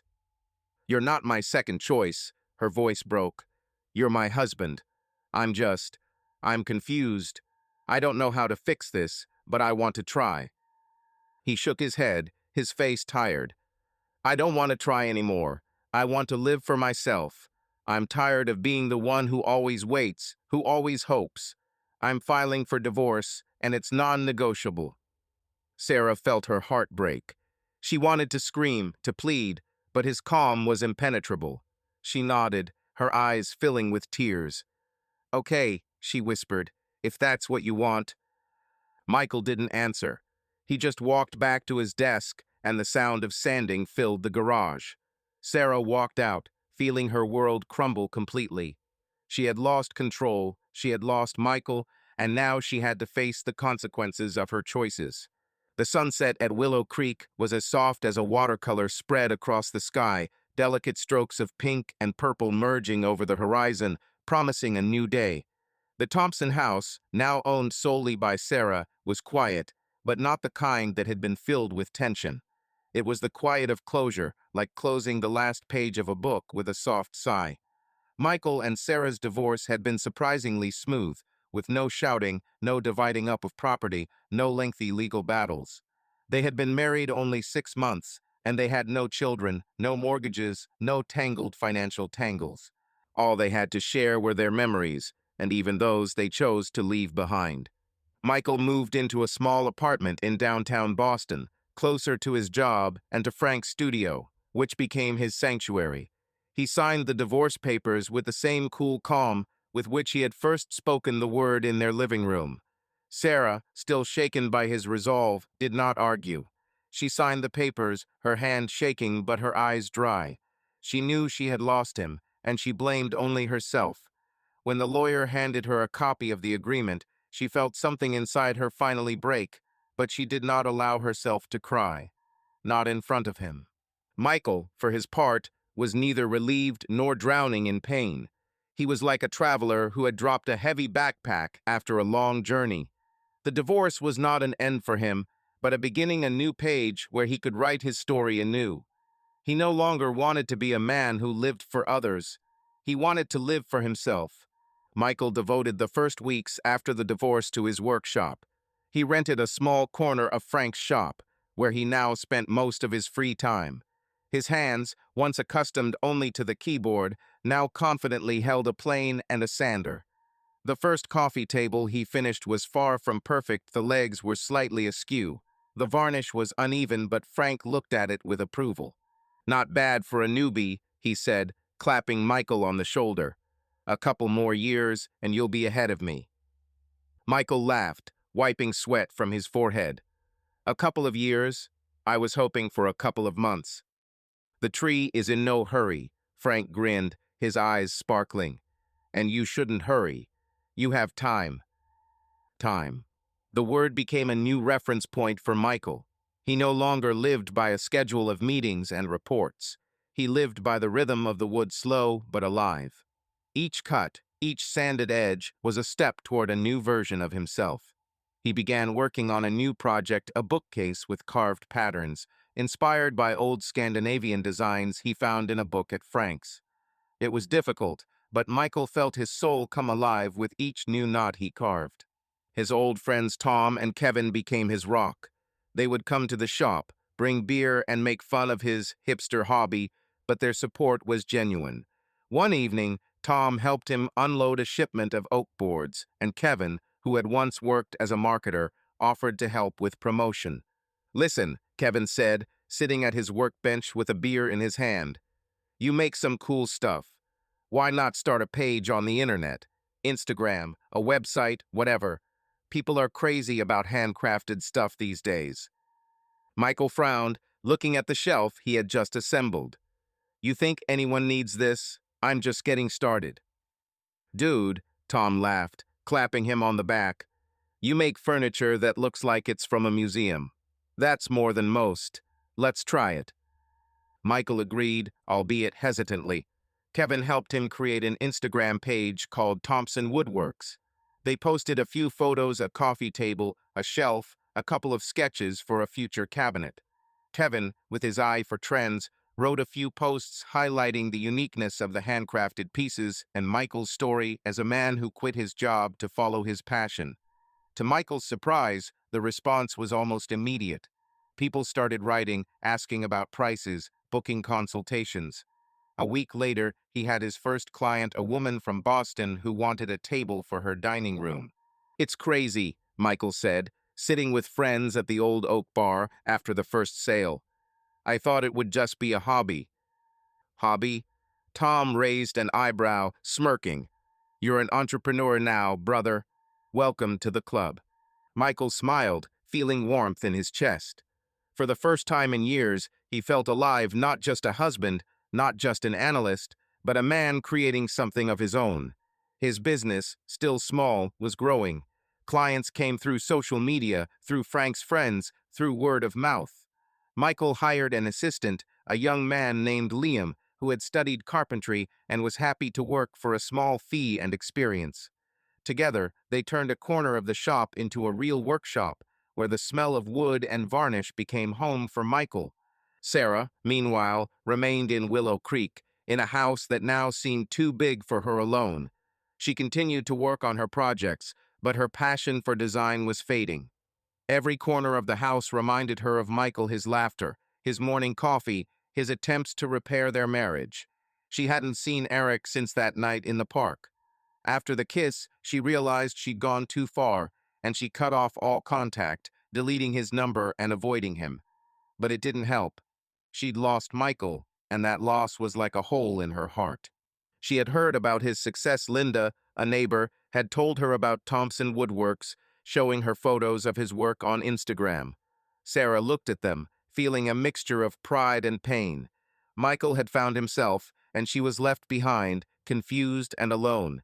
She tried to call him, text him, but each time she stopped. What could she say? That she was sorry? That she wanted to take back what she had destroyed? She knew he wouldn't come back. One evening, she sat in the garden, looking at the stars. Her phone was nearby, but the screen was dark. She remembered her and Michael's first evening in this house, drinking wine on the veranda, dreaming of the future. Back then, she had thought their life would be perfect. Now she realized that perfection was an illusion, and she had destroyed it. Michael stood in his workshop, polishing a new table, his hands sure and his mind clear. He had not forgotten Sarah, and perhaps he never would, but he no longer lived for her. He lived for himself, for his hands that created, for the friends who laughed with him, for the clients who saw something special in his work. He was free not from pain, but from the shackles that had held him in the past. When he finished polishing, he stepped back, admiring the table. It was his best work, yet simple yet elegant, with delicate lines and the warmth of the oak. He knew this was just the beginning. His workshop, his life, his heart, it was all new, and he was ready to move on. "Not bad," Frank said, looking into the shop. "You've found your place, Michael." "Yes," he replied, smiling. "I think I found it." And at that moment, with the hum of the sander and the smell of fresh varnish, Michael felt that he was finally home, not in Willow Creek, not with Sarah, but within himself. Autumn had stepped softly into Willow Creek, blanketing the suburb in crimson and gold leaves. The wind, cool but not harsh, swirled fallen leaves across the sidewalks, and the air smelled of fireplace smoke and ripe apples. The house that Michael and Sarah had once shared was now hers alone, and every corner of the space reminded her of what she had lost. The silence in the house was not just the absence of sound, it was an emptiness that reflected her inner state. Sarah sat on the porch, wrapped in a blanket, looking out at the garden where the hydrangeas that had once been her pride were beginning to fade. She felt the same way, fading, lost, unable to find her way back to herself. It had been 2 months since the divorce was finalized. Sarah had tried to move on, throwing herself into her work, but her projects, once so full of life, now seemed drab and soulless. She no longer saw Eric after that kiss in the park. She had cut off all contact, realizing that he was not who he claimed to be. His charm, his stories, his ease, all of it had turned out to be superficial, like a shiny wrapper hiding an emptiness. Eric did not love her, saw nothing in her except entertainment, a way to fill his own loneliness. He had written to her several times, inviting her for coffee, offering to just talk, but Sarah ignored his messages. She realized that what she had been looking for in him was not love, but an escape from herself, and this escape had led her to ruin. At the same time, she couldn't help but notice how Michael had changed. She'd heard about him from Linda, seen his work on Instagram, where she'd sneakily visited, hiding behind an anonymous account. His shop, Thompson Woodworks, was gaining popularity. His tables, shelves, and cabinets were appearing in homes around Boston, and the reviews from his clients were full of admiration. Michael had become the man she'd always wanted, confident, passionate, alive. He was no longer a shadow, dissolving into routine. He was a man who had found himself, and that made him unattainable, like a star shining too brightly to reach. Sarah knew she had to let him go. But every night, alone, she thought back to their first months together, their laughter, their dreams. She remembered the way he looked at her, the way his hand brushed her cheek, and she knew she had lost more than just a husband. She had lost a part of herself. She wanted him back, not to fill the void, but to right her wrong. She wanted to tell him she was sorry, that she loved him, that she was ready to start over. But the fear that he would reject her was stronger than her resolve. Until now. Sarah stood at the entrance to Frank's studio, clutching a small package, a wooden box she had made herself, inspired by Michael's work. It was her way of showing that she understood his passion, that she wanted to be part of his world. She knew he was there. Linda had mentioned that Michael now spent most of his evenings in the studio. Her heart pounded and her fingers trembled as she pushed open the heavy door. The interior smelled of varnish and freshly cut wood. The hum of a sander filled the space, and Sarah saw Michael hunched over a large table. His shirt was rolled up to his elbows, and his hair was slightly disheveled. He looked concentrated, but there was an ease in his movements that she hadn't seen before. Liam, his assistant, stood nearby, pointing to a blueprint and explaining something. "Michael," Sarah called, her voice quiet but trembling. He looked up, his eyes widening for a moment in surprise. He put the tool down and wiped his hands on a rag, his face calm but wary. "Sarah, what are you doing here?" She stepped forward, feeling her throat tighten. I wanted to talk. Can I?" Michael nodded, glancing at Liam. "Give us a minute, okay?" Liam nodded and walked away, leaving them alone.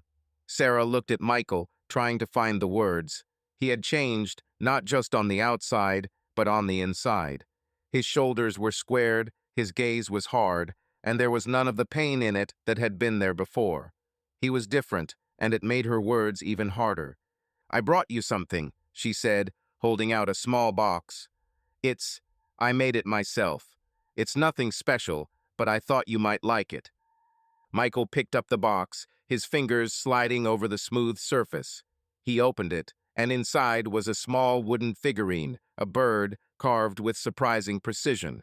He looked at Sarah, his eyebrows raising slightly. "You made this?" "Yes," she nodded, her voice hoarse.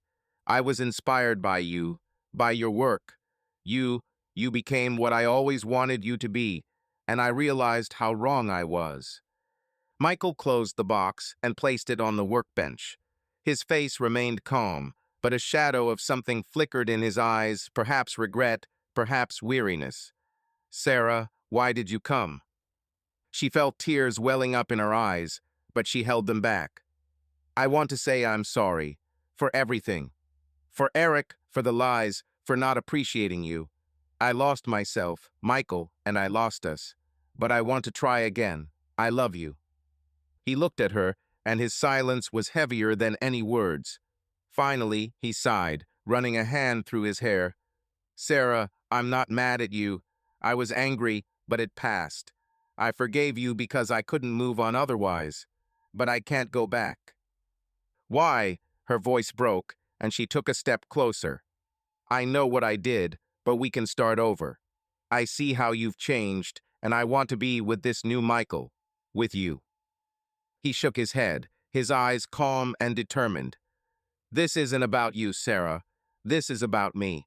I lost myself, living for us, for my job, for everything I thought would make me happy. Now I've found myself, and I don't want to lose that again.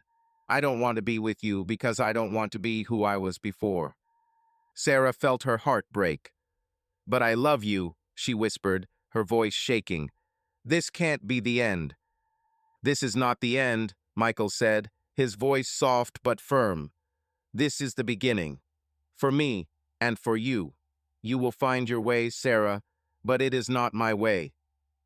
She looked at him, feeling the tears streaming down her cheeks. She wanted to scream, to beg, but she knew it was useless. His calm was not cruelty, but strength, the strength of a man who knew what he wanted. She nodded, her hands shaking as she wiped away the tears. "Forgive me," she said finally, "for everything." "I have forgiven," he replied, "and you forgive yourself." Sarah turned and walked out of the studio, her steps heavy, as if she were carrying the world on her shoulders. She knew this was the end not just of their marriage, but of the version of herself that had sought happiness in other people. She had lost Michael, but perhaps now she could find herself. Michael watched her go, a slight ache in his chest. He hadn't lied he had forgiven her, but that forgiveness didn't mean going back. He returned to his desk, picked up the sander, and continued working.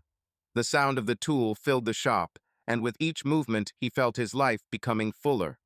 His shop was thriving, customers were coming in, and his friends, Tom and Kevin, were there to support him. He was free not from loving Sarah, but from having to be anyone but himself. When he was finished, he looked at the wooden bird Sarah had made. It was a beautiful piece, full of soul, and he knew she had put all her feelings into it. He placed the box on the shelf next to his tools, as a reminder that even in pain there is beauty. And then he returned to his desk, ready to create something new, ready to live. Fall was in full swing in Boston, and the streets were awash with vibrant foliage, as if nature had decided to paint its final masterpiece before winter.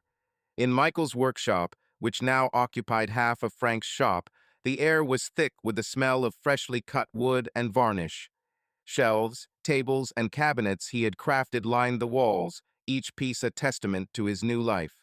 Thompson Woodworks was no longer just a hobby. It was a business that was growing every day, attracting clients from Boston and even neighboring states.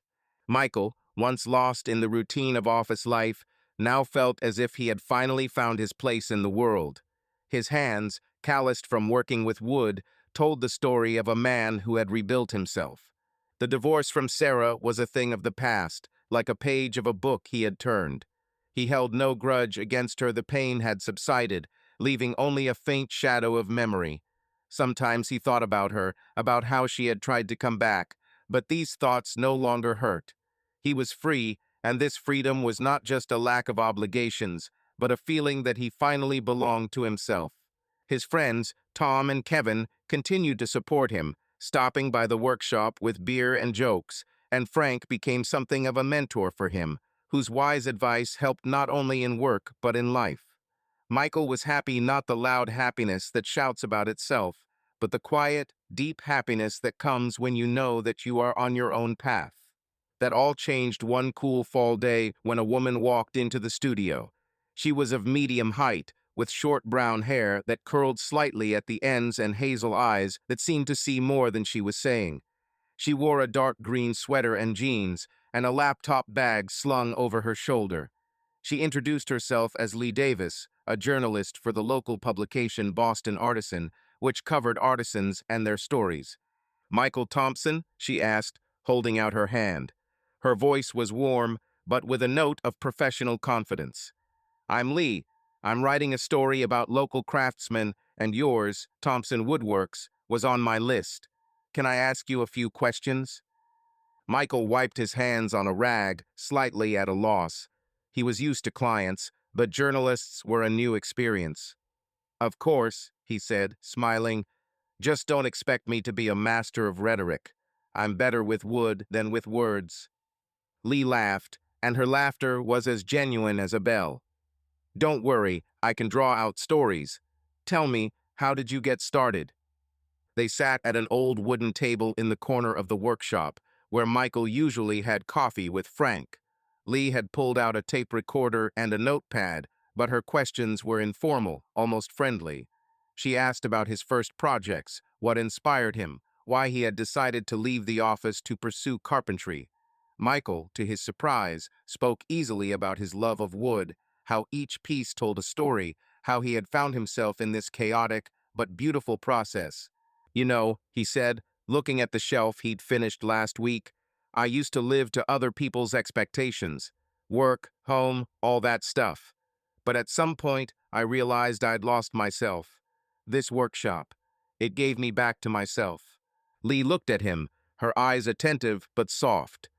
"That's rare," she said quietly. "Most people are afraid to change. And you just did it." Michael shrugged, feeling a little warmth from her words.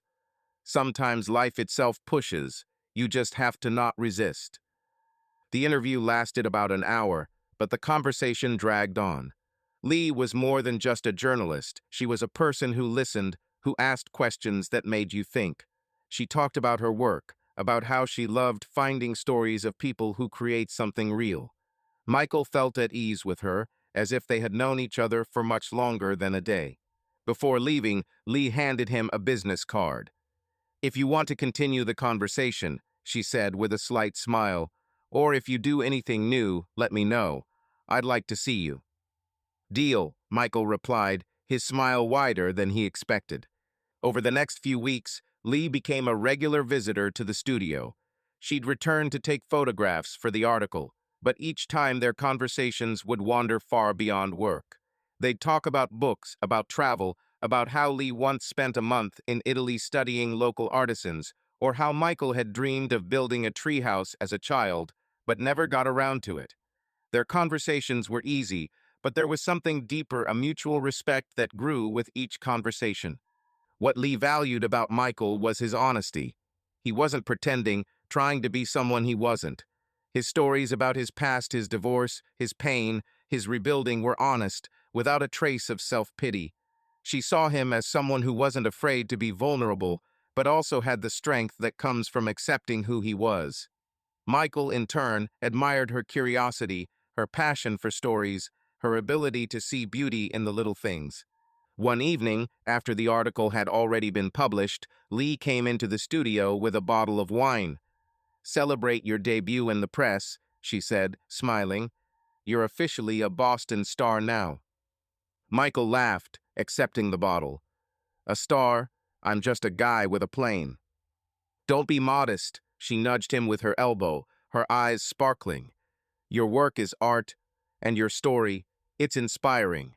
They sat in the studio, sipping wine from plastic cups, and talked until midnight. Lee told them about her small-town childhood and how she ran away to Boston to become a journalist despite her parents' skepticism. Michael told them about his first chair, which fell apart after a week, and they laughed like kids. In that moment, Michael realized that with Lee, He felt not just alive, but happy truly, without looking back.